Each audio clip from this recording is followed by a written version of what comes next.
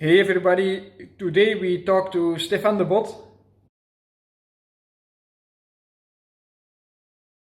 Hey everybody, today we talk to Stefan de Bot. He is currently in Girona in a special situation. Hey Stefan, how are you? Hi Victor, yes, thanks for the chat. It's been since UAE tour that we talk. I'm in Belgium now. The weather is super good. We can still train outside. I think we are in possibly the best corona situation you can be in as a cyclist. Tell us about the situation you are in. I arrived in Girona in about, I think 1 month ago, the 14th of March. Since the day I arrived, it was announced that the lockdown is here and we're not allowed to train outside. So I arrived here with only my two bikes and luggage, obviously, and then I didn't have any trainer or anything, so I had to organize something really quick. Luckily, it turned out with a nice Tex new trainer. Yeah, I started to train on the trainer, and I'm doing about 2 sessions every single day. And at the moment, it is difficult. It's not easy. I can imagine it's not easy for anyone. But I'm holding up, so it's good. How is it to be solo out there, not with your wife with you? How do you hold up in this situation? So the plan for me was to come here in March, like I did in the beginning of March, and then my wife will then join me on a residency visa at the end of April. So obviously with all the lockdown all over the world, this is now delayed, so I'm not sure what the plans is now for the future. But it's not easy, so at the moment I'm in apartment alone in Girona. Yeah, so thank you to Jaakko Stein for letting me stay in his apartment. It's been really great, and hopefully I can also start looking at apartments of my own soon to move out of his place, and then I can go on with my life. But at the moment, yeah, still holding up. Luckily, Europe and South Africa, the time is the same now, so it's easy to speak to family back home.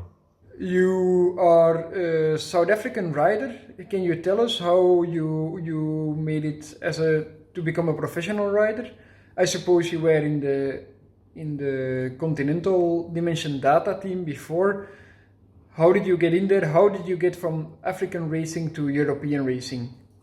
I started in MTN Quebec's feeder team in 2015 when I was a first year under 23. The previous year I was the junior national champion of South Africa on the road. I got a contract at the MTN Quebec feeder team, which is also part of the World Cycle Center and the African Cycle Center. They're doing a really good job. So I was in MTN Quebec, and then at the end of that year I went to the World Cycle Center in Switzerland for 3 months. Then I was planning to go back in 2016 to the World Cycle Center, but then Dimension Data had a continental team based in Lucca in Italy. So I joined the continental team after a good first year under 23. Yes, I just took it step by step. First year in Europe was really difficult in 2016, but then you just have to work your way up. It's really amazing how our team supports young riders as well to develop and get to a world tour stage. All the sponsorships and stuff is actually supporting a whole extra team for developing. So yeah, I really enjoyed it. I stayed in Lucca in Italy for 3 years with the development team, and then I went up to the pro or world tour ranks in first year 2019. It's really nice, and I had some really good memories from that. As you told me, you are a big fan of the Enve wheels. Tell me what in particular do you like so much about the Enve wheels? Yes, I'm a really big fan of the Enve wheels. I've actually been using them since 2015 when it was in MTN Quebec feeder team. What I like about the wheels is they are really, really stiff, and this is important for me because this is ultimately when you put the power down, it goes through the chain and everything through the wheel into the road. So it needs to be really strong and stiff to support you and get the ultimate performance out of yourself. That's definitely one thing. The second thing is I think they are really aero because they are quite wide, and that's proven that it is quite aero when you're going at high speed. I think also the most important thing is that they look really, really good. And this is important. If you look good, you feel good. And I think Enve is definitely the best looking wheel on the market. That's already a big plus. So one thing that Enve also do is they make the front wheel and the back wheel slightly different.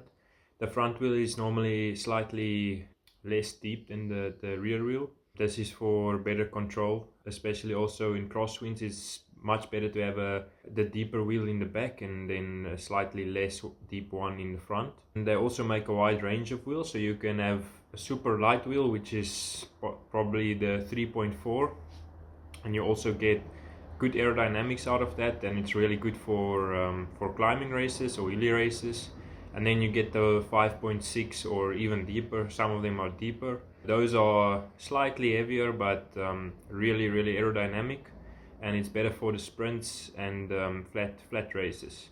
I think a lot of the sprinters prefer the deeper wheels on the flat stages. For me personally, I really love the 3.4. I also have it on my training bike, and I'm used to them, and they are really, really light. Thanks, Stefan, for this short chat. Super cool to catch up with you, and hopefully see you soon. Hold up in Girona, and good luck.